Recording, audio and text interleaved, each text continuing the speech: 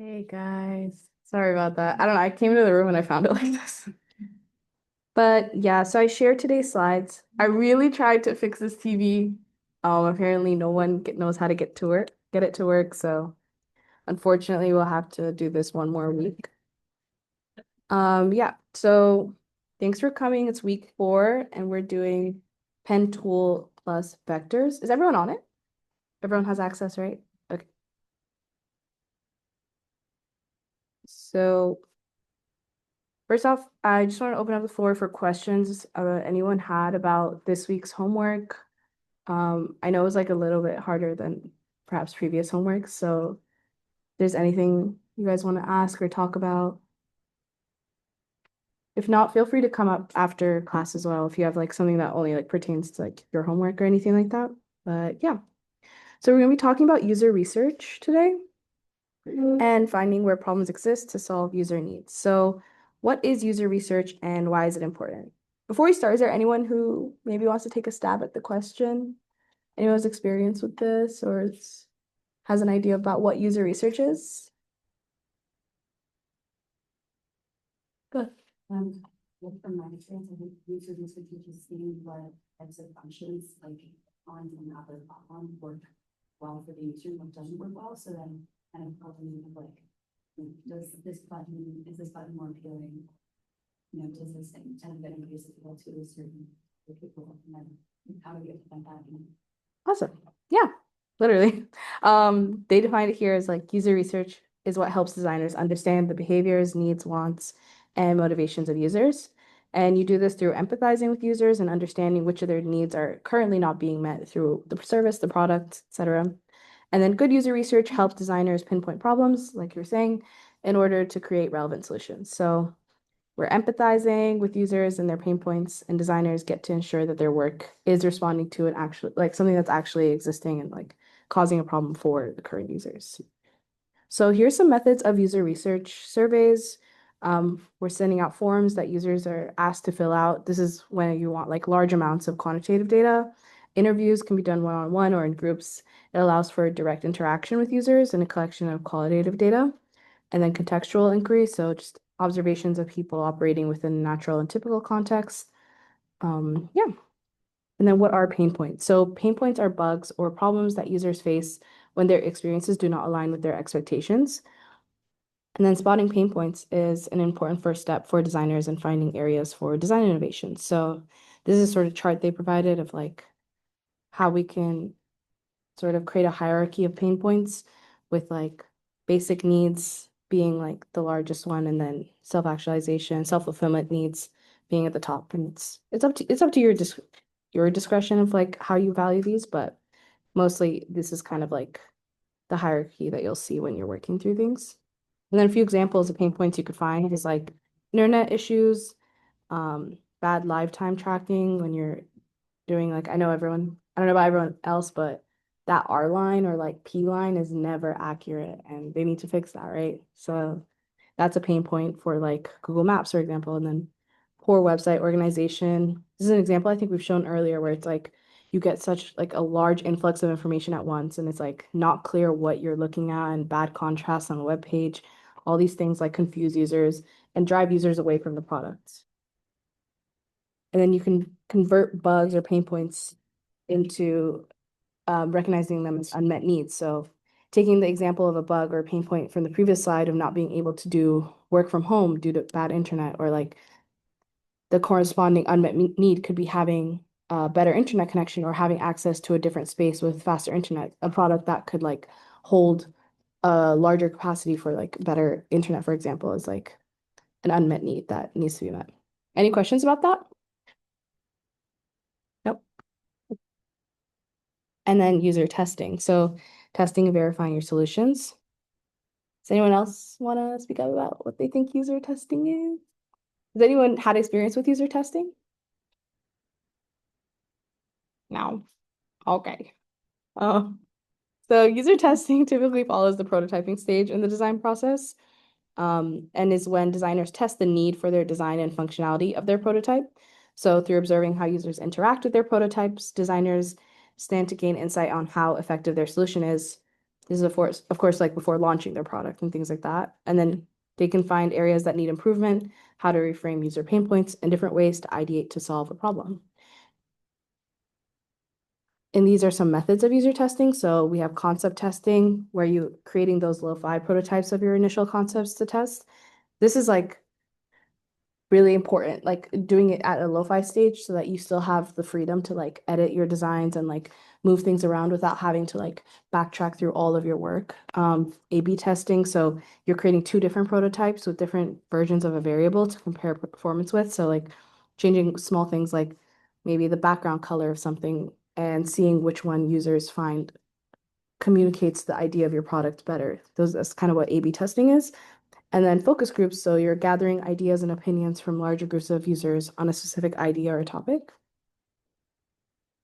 So here's an example they're providing of Netflix A/B testing.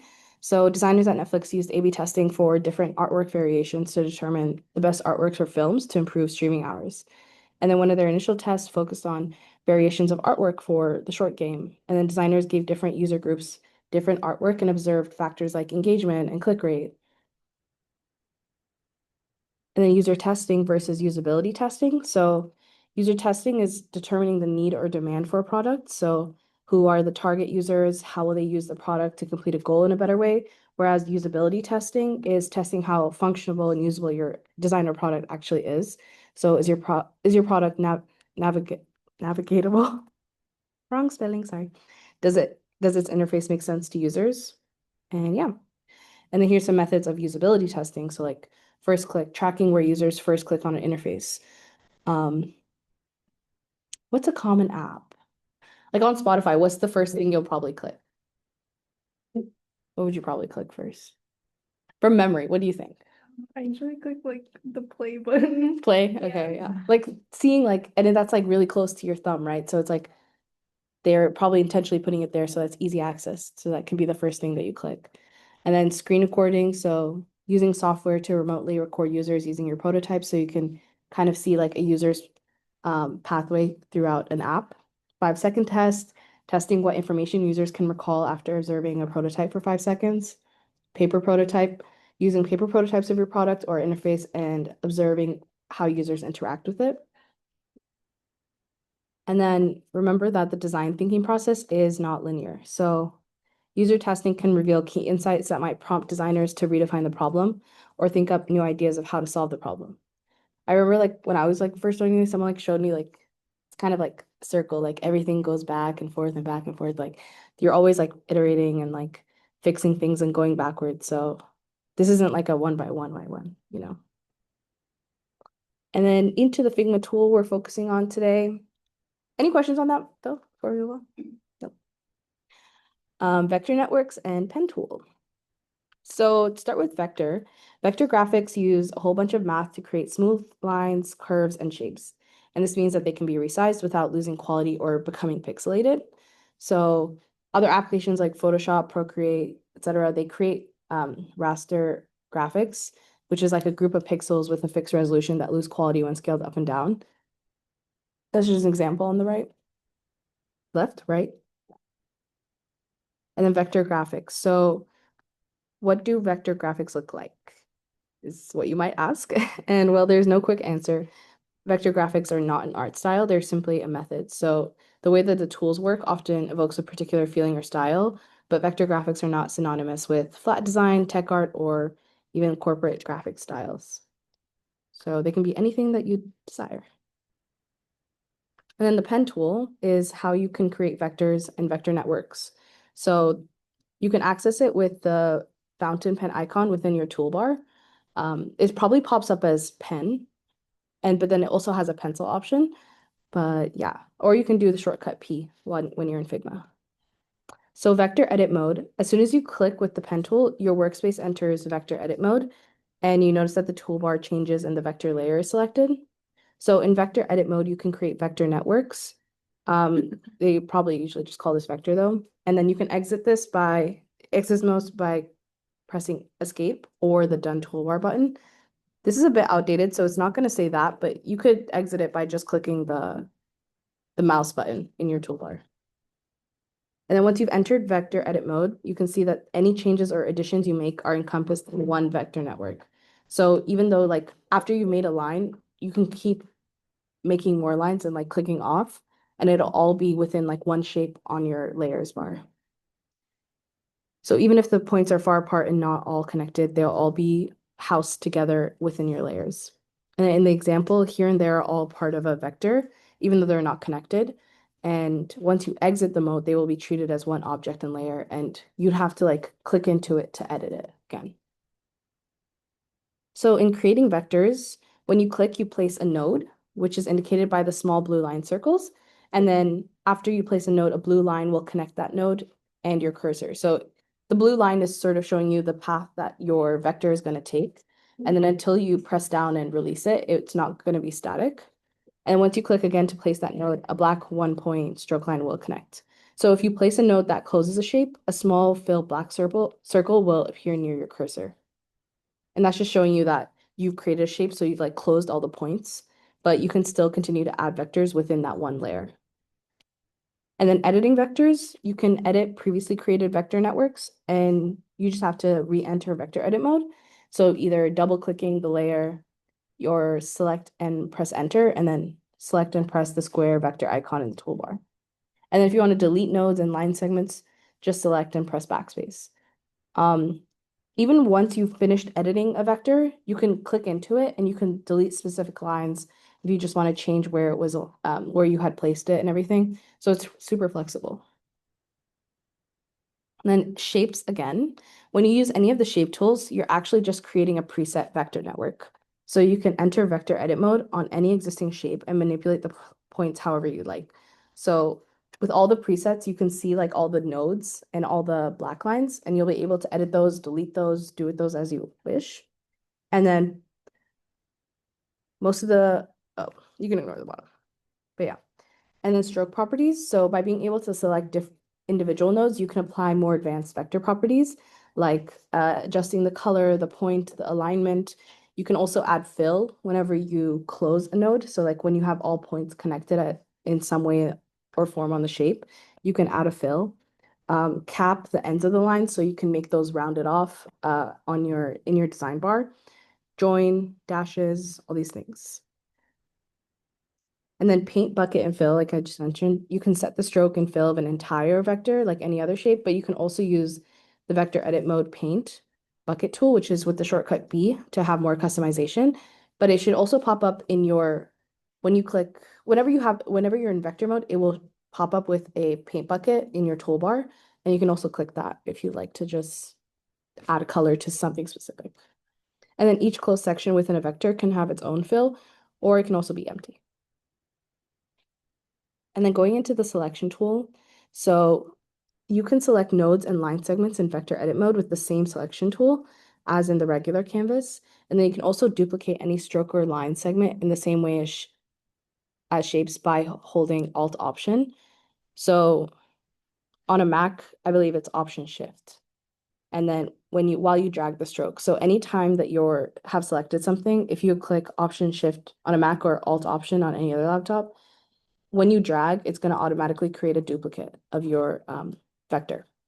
And then to flip a stroke horizontally or vertically, you select it and click Shift H for horizontally and Shift V for vertically. And vector tools, let's try it. So can everyone open up empty Figma design page? And we're all gonna, what should we create? What should we create? Come up with something for everyone to create. You come up with something for everyone to create. Ooh. A ladybug. A ladybug. Okay, everyone using the vector tools, try to build a ladybug. And then you're all gonna judge each other. I'll just give you guys like 10 minutes. And add colors and everything.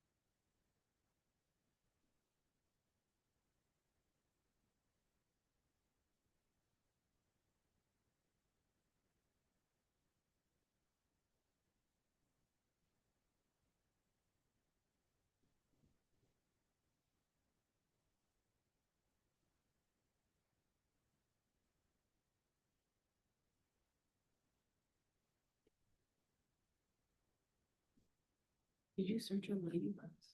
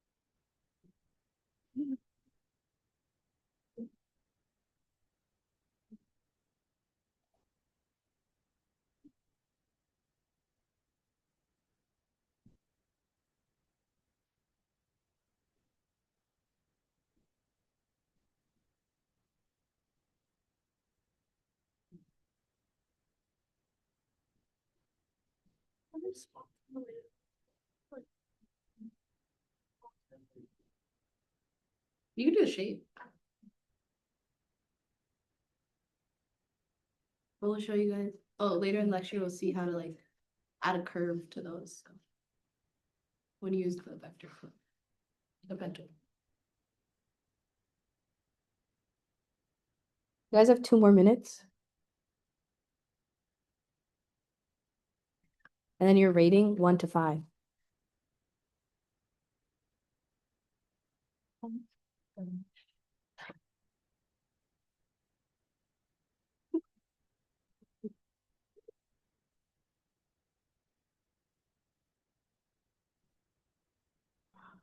Oh, no. I've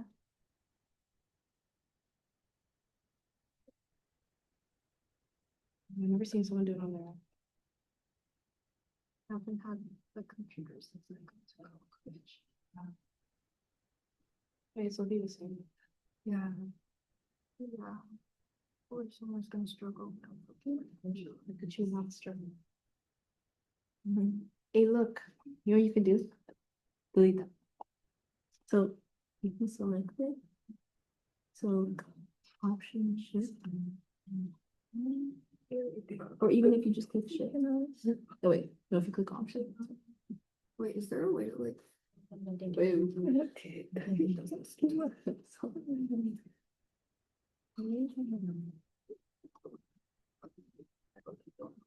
How to zoom out?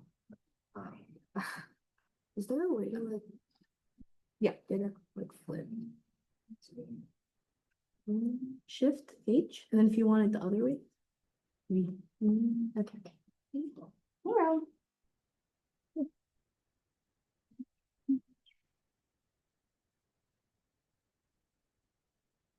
Okay, time's up. Turn to the person next to you and give a sandwich.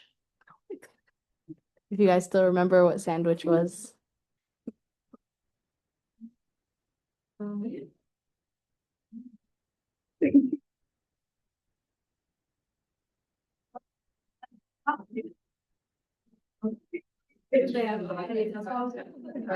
Don't remember what we. I know.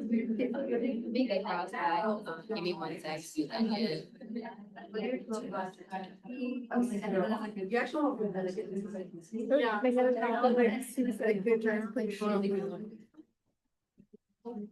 Yeah, there we go. I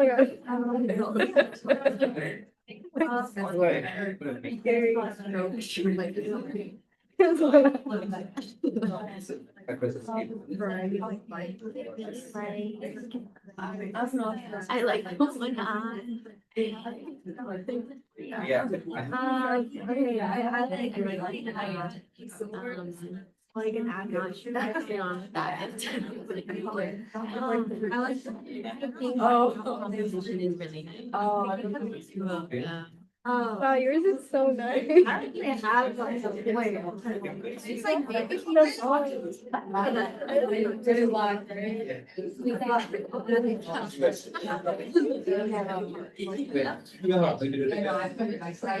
like it.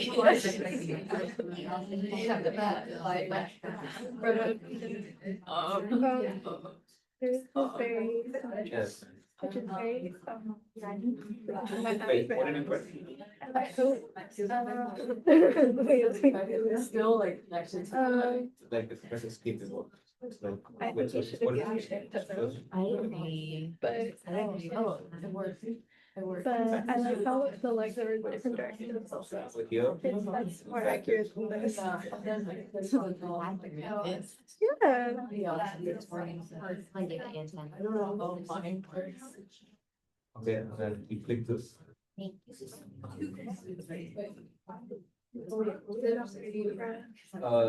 How do I create like a map? Wait, how do you highlight the most of you? See, because if I I like clicking on the wrong thingy. Yeah. I just don't even. oh you're good. Yes. Like, Teacher help. like this, you're trying to select all these. Like you said, like I should select all the dots that I can. And then you just press shift. You select. Oh, what the? You can also group it, but Like Command G. Right, so like, And then you let's can say. select it, and then you can just This, change the I font. drag it. That's then so I click it. Yeah. Wow. And then if you wanna stop anything.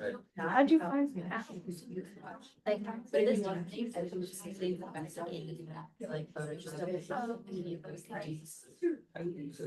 So that means that every time I want to. But yeah, you literally click And it I out. want to delete, I want to have it fixed. Yeah. I just like did. Because you're all. Yeah, that's it. I That's don't- This guy.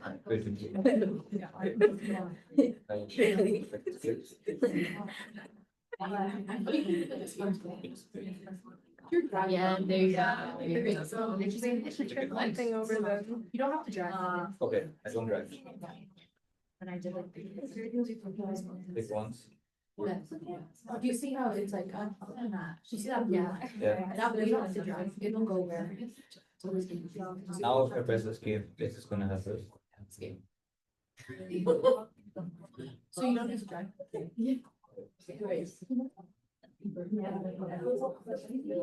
Wait, okay, I don't. Very good.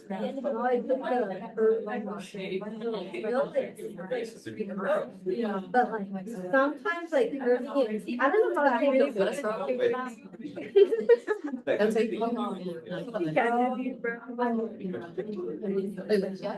So, people like it made it like you look better like this. Doesn't But matter. if And then the second time you play, if I stay on that, it'll really. And then you I can like when use it's just staring though. We'll talk about it. Wait, should I make mine? You could That'd be adjust. scary.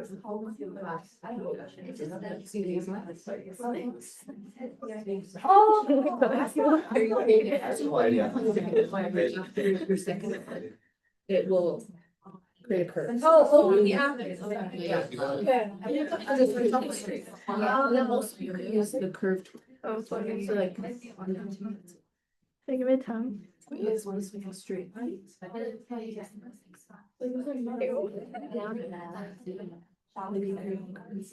Oh. Okay. Let's come back. Yeah. I hope that was fun. Yeah. So now we'll be talking about bezier. I don't really know how to say that. Curve. What's up with this French word?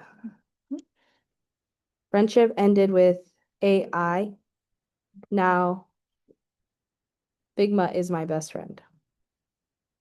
Is that like Adobe or something? Yeah. Adobe what? Illustrator. See, I don't even know that because I just use Figma only. Yeah, anyway, Bezier curves. So if you ever use Adobe Illustrator, I guess, you may be already familiar with these. So originally these curves are named after this French engineer on the right, and they were used to design cars in the 1960s. But now we can think of them as a way to create smooth, scalable curves for our intents and purposes. You can just think of them as a term for vector curves. So on the right is an example of a Bezier curve. So you can kind of see like the little things. So anatomy of a Bezier curve. So all vector line segments have paths and nodes, and the key difference with the curve is the addition of handles. So as you can see in the photo on the left, it has these two lines that are extending from the middle node. Those are the handles that they're talking about, and those don't actually show up in your design. It's just there for you to understand like the shape of the curve.